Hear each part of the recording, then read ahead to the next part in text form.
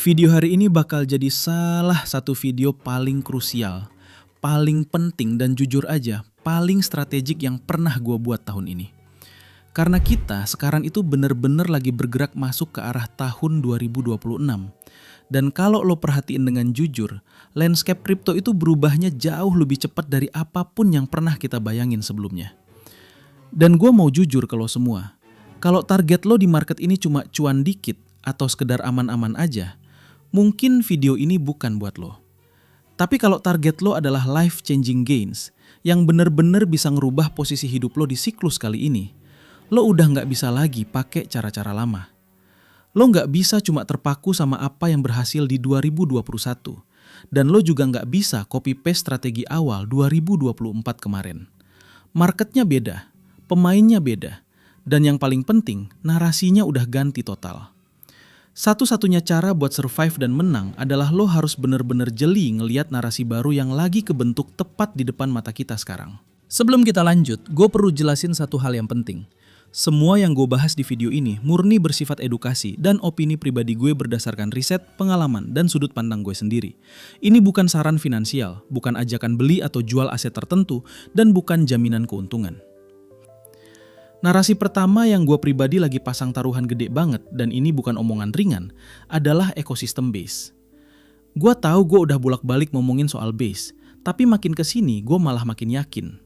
2025 dan 2026 itu bakal jadi tahunnya base buat jadi layer 2 paling dominan buat user retail di seluruh dunia. Kenapanya simple? Jawabannya cuma satu, Coinbase.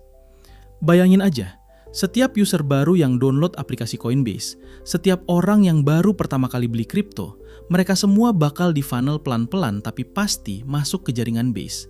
Dan lucunya, banyak dari mereka bahkan nggak sadar. Potensi valuasinya itu gila. Kalau base beneran rilis token sendiri, 12-34 miliar dolar itu bukan angka halu.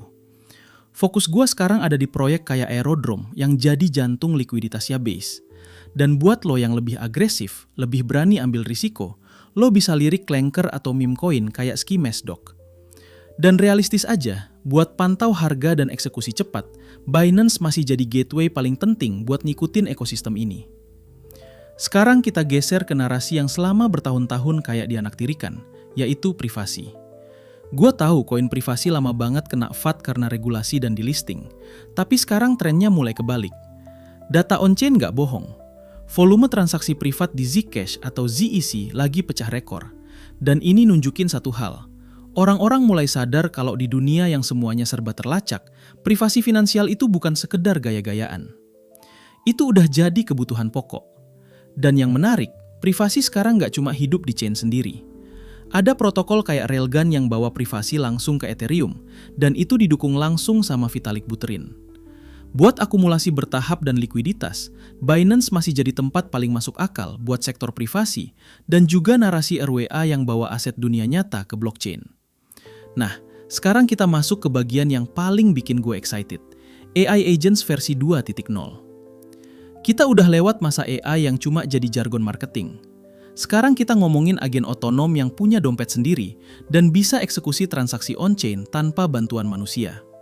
Bayangin, lo cuma kasih instruksi ke AI lo buat cari yield paling tinggi, dan dia bakal mindahin dana lo otomatis tanpa drama. Proyek kayak BitTensor atau Tao masih jadi fondasi utama yang gue pantau. Tapi jangan skip protokol pendukung kayak X42 yang jadi sistem pembayarannya. Saran gue satu, jangan FOMO. Binance udah nyediain banyak laporan riset AI, jadi baca dulu, pahami dulu, baru masuk sebelum grafiknya vertikal. Satu lagi yang nggak boleh lo remehin adalah kekuatan prediction market dan meta buyback.